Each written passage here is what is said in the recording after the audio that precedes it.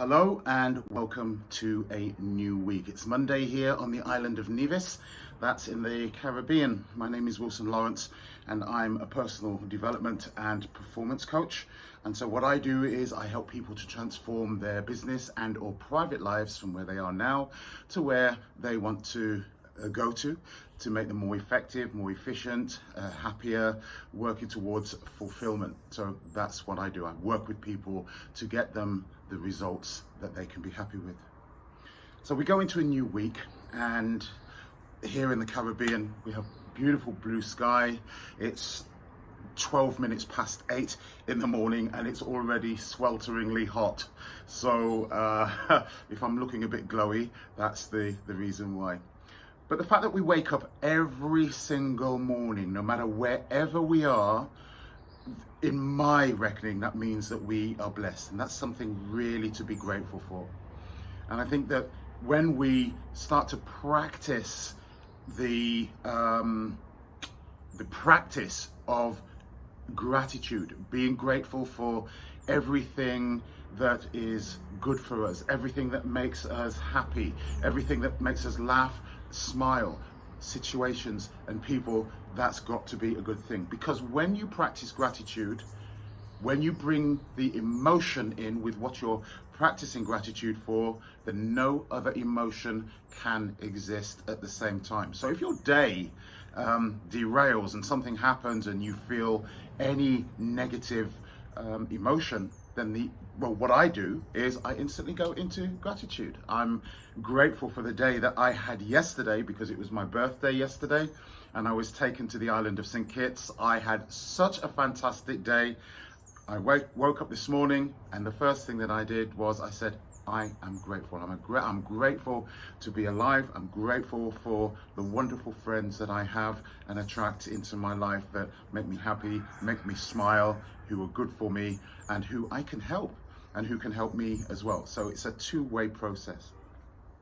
So this week then, what are we going to accomplish this week? Have you thought about that? Some of us might have a good week planned. Some of us may not have planned anything this week. Some of us may have some challenges ahead of us that might be easy. Some of us may not. But how are we going to approach those challenges? When we have uncomfortable tasks, uncomfortable challenges, it's quite easy, isn't it, to put them at the end of the pile. So we cherry pick and we do the easier ones first. Excuse me.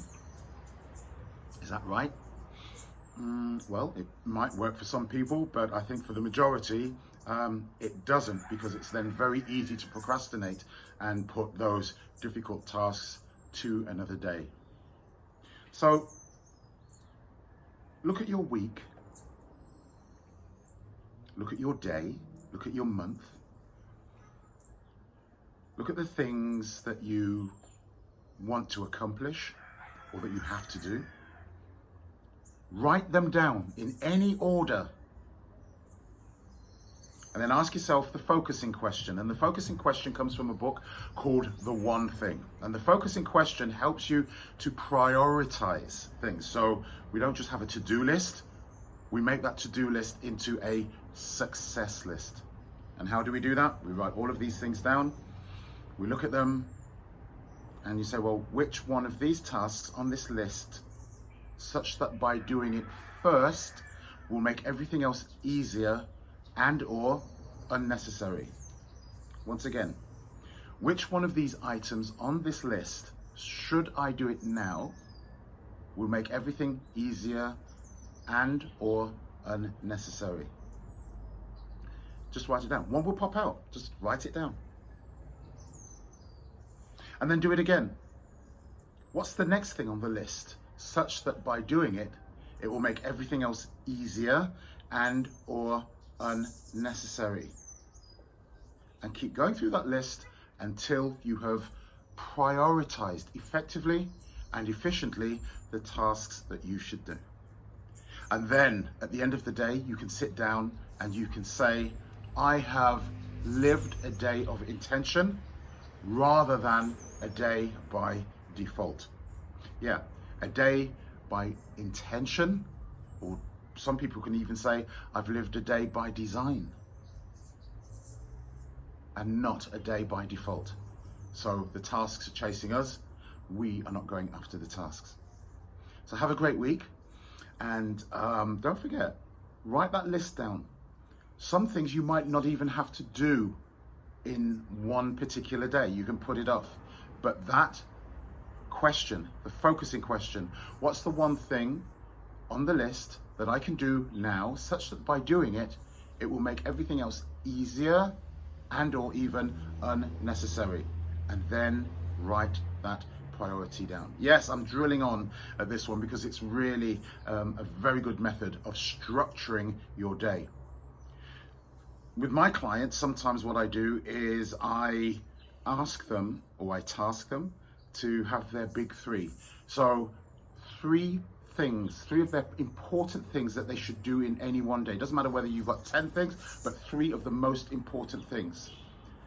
Factor them in as well, and you will notice that you start to become more effective, more efficient, and that frees up your time, not just your physical time, but time in your head to do the things that you love to do. So remember the focusing question. What's the one thing that I can do on this list right now, such that by doing it, it will make everything else easier and or unnecessary? Before I go, you can also use the focusing question when you have those moments where you think, oh, I've got some time and I just don't know what to do. You ask the focusing question again. What's the one thing I can do right now, such that by doing it, it will make everything else easier and or unnecessary? And this is the effective use of your time, okay? So, yeah, I've been playing this question. I've been plugging it. What's the one thing you can do today, such that by doing it, it will make everything else easier and or unnecessary? That's my challenge to you. Have a great week. And my next taping, sorry, I'm a little bit nervous, today will be on Friday. Please help me to grow my network by liking the video, subscribing to it, and yeah, and I will bring you more content that I have acquired over the years. Thank you.